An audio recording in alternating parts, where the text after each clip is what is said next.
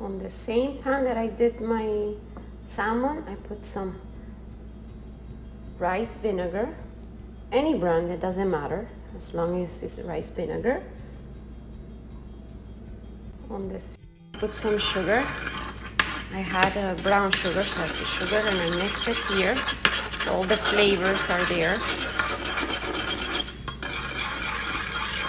Put some sugar, and then I pour all this on the rice.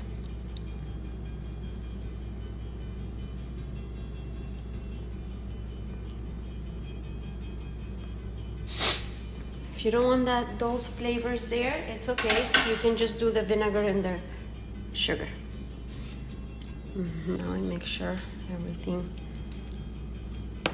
absorbs this, and I let it cool so I can build my sushi. Now I make sure. Okay, as you can see, I have everything ready to start preparing and making my sushis. Sushi rolls.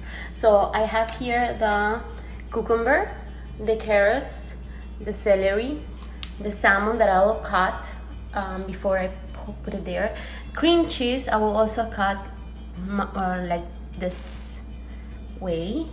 And I have here the vinegar. I just need to add a spoon of sugar, mix it, and what I do with that is I sprinkle over the sushi and I use it to seal like a tape at the end with the seaweed.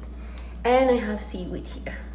Okay, as you wanted to show you is that I sprinkle the sesame seeds on top of the sushi after I create it. And of course, you can buy any brand. I wanted to show you making sushi with Arabic music.